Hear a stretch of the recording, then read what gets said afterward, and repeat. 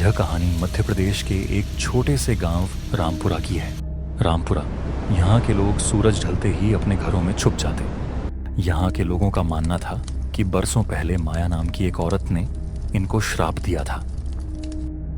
तब से लेकर आज तक ये गांव कभी श्राप मुक्त नहीं हो पाया। सरपंचों और गांव के मुखिया ने लोगों को चेतावनी दे रखी है कि शाम 7 बजे से पहले सब लोग अपने घरों में चले जाएं, नहीं तो अंजाम बहुत बुरा होगा। 17 मई 2026 मोहन अपना जरूरी काम कर रहा था। अरे 6 बज गए, मुझे 7 बजे से पहले घर पहुंचना होगा। मोहन अपने कदम तेजी से बढ़ाने लगता है। तभी पहुंचते पहुंचते उसे 7 बज जाते हैं और पूरा गांव सुनसान हो जाता है। सभी लोग अपने घरों के अंदर चले जाते हैं। पहुंचते पहुंचते वह उस पुरानी वीरान हवेली के पास गुजरता है जहां माया की आत्मा कैद होती है। उसका पैर पत्थर से टकराता है और वह गिर जाता है। उठते ही वह देखता है कि माया की आत्मा उसके सामने खड़ी थी। वह धीरे धीरे उसके पास जाती और मोहन की सांसें वहीं रुक जाती हैं।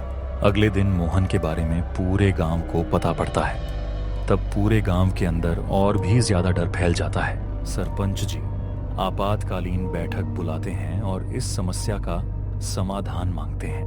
अगर हमने जल्दी कुछ नहीं करा तो पूरे गांव को खाली करना पड़ेगा, इसलिए सब लोग अपने घर जाएं और इस समस्या का समाधान सोचें और समाधान मिलते ही मुझे बताएं। सोहन, जो एक पत्रकार था जिसको इस बात पर पहले विश्वास नहीं था, उसने भी मोहन के हादसे के बाद इस बात को मानने में मजबूर कर दिया। देख लिया मोहन के साथ क्या हुआ। अभी आप इस कहानी को अंधविश्वास मानोगे? हाँ सीता, अब तो मुझे भी इस बात पर विश्वास होने लगा है, लेकिन अभी भी मुझे दाल में कुछ काला लग रहा है। आपको समझा पाना बहुत मुश्किल है। और हाँ, थोड़ी देर बाद सरपंच जी ने पूरे गांव को बुलाया है, तो हमें भी चलना पड़ेगा। लगता है ये माया की आत्मा का कुछ समाधान मिला है। सुनिए, माया की आत्मा से छुटकारा पाने का एक इलाज जमींदार बलदेव सिंह जी को मिल चुका है। बलदेव जी, समाधान बताइए। सुनिए गांव वालों, इस माया की आत्मा से बचने के लिए मैंने एक अघोरी को बुलाया है। उन्होंने कहा है कि वो इस माया की आत्मा को पूरी तरह से नष्ट कर देंगे और हमको इस माया की आत्मा से छुटकारा मिल जाएगा।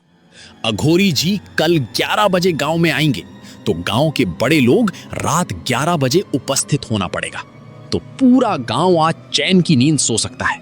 कल सभी लोगों से निवेदन है कि वो 11 बजे उपस्थित रहें। जमींदार जी की बात सुनते ही पूरे गांव में खुशी की लहर छा चुकी थी। सभी घरों में बस इसी विषय की चर्चा हो रही थी। सोहन के घर भी बस यही बात चल रही थी। बस आज की रात ही कैद होकर रहना है। कल के बाद तो पूरा गांव इस माया से आजाद हो जाएगा। मुझे भी यही लगता है सीता, बस कल सब अच्छा हो जाए। सुबह होते ही सरपंच जी, जमींदार और गांव के कुछ लोग रात की तैयारी करने लग जाते हैं। ठीक रात 9 बजते ही गांव के कुछ बड़े लोग एक साथ झुंड बनाकर गांव के बीचों बीच चले जाते हैं।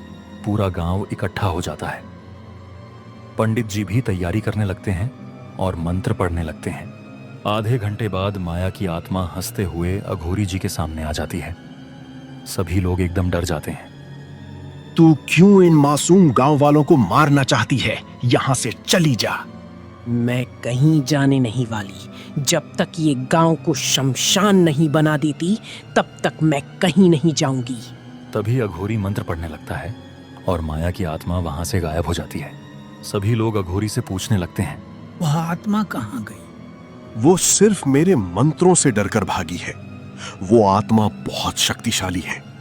अगले 7 दिन इस गांव के लिए बहुत भारी होंगे, तो आप सभी लोगों से निवेदन है कि रात होने से पहले अपने घर चले जाना और कोई अजीब आवाज आए तो उसका पीछा करने मत जाना। ये बात सुनते ही सभी लोग जल्द से जल्द अपने घर निकल जाते हैं।